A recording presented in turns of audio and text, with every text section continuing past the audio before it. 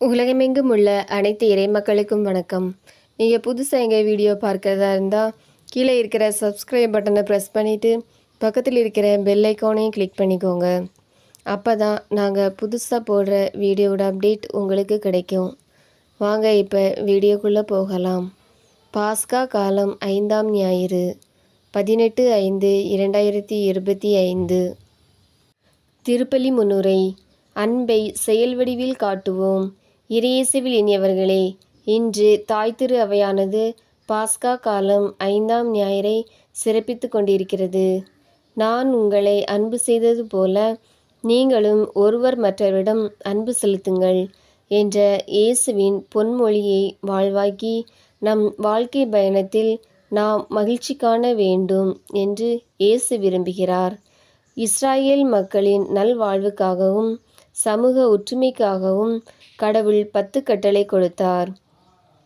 ஆனால் ஆளும் வர்க்கத்தினராகிய பரிசேயரும் சதுசேயரும் அக்கட்டளைகளை மக்களை அடக்கி ஆள்வதற்கும் தண்டிப்பதற்கும் பயன்படுத்தினர்.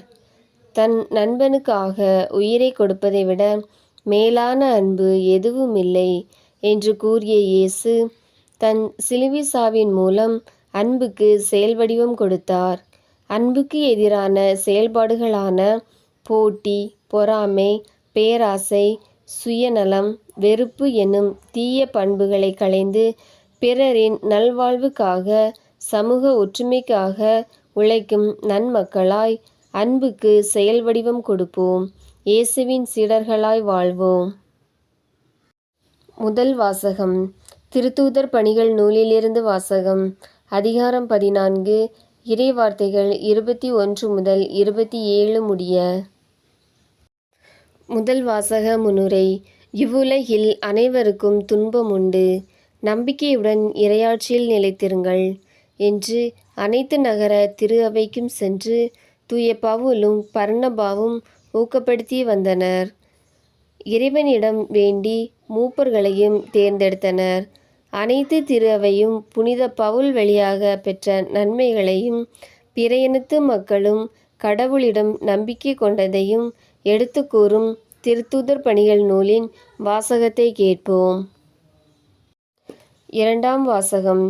திருவெளிப்பாடு நூலிலிருந்து வாசகம். அதிகாரம் 21. இறைவார்த்தைகள் 1 முதல் 5 முடிய.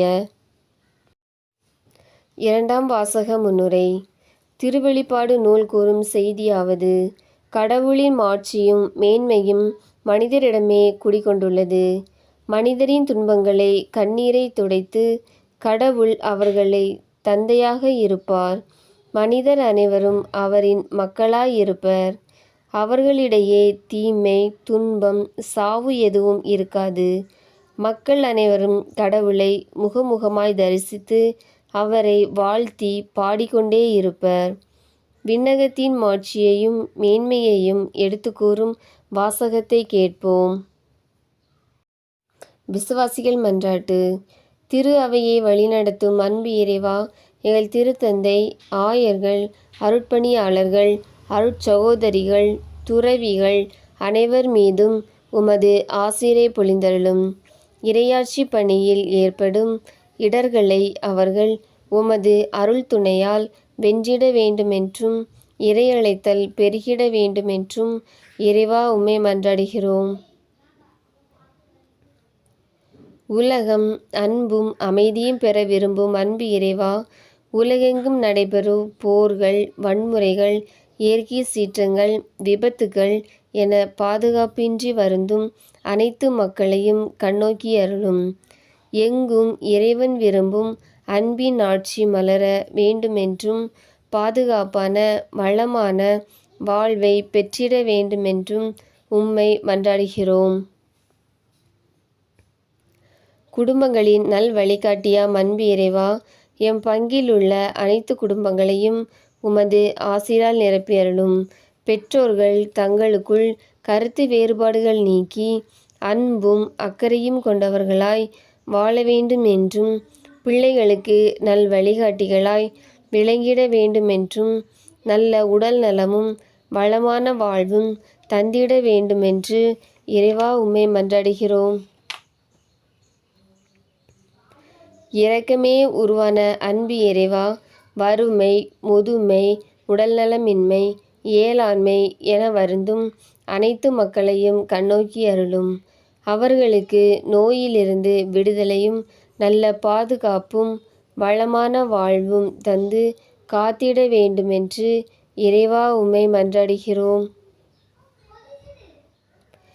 ஆசீர் அளிக்கும் அன்பு இறைவா, நாங்கள் உமது இறையுறவில் வாழ வேண்டுமென்றும் உடன்பிறப்புகள், அண்டை அயலார், நண்பர்கள் அனைவரிடமும் அன்பை பகிர்ந்து வாழ வேண்டுமென்றும் உடல் நோய்களிலிருந்து எல்லாவித தீங்குகளிலிருந்தும் பாதுகாத்து வழிநடத்திட வேண்டுமென்றும் இறைவா உம்மை மன்றாடுகிறோம்.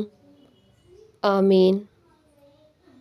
உங்களுக்கு எங்கள் வீடியோ பிடிச்சிருந்துன்னா லைக் பண்ணுங்கள், கமெண்ட்ஸ் பண்ணுங்கள், உங்கள் உறவினர்களுக்கும் நண்பர்களுக்கும் ஷேர் பண்ணுங்கள். நன்றி.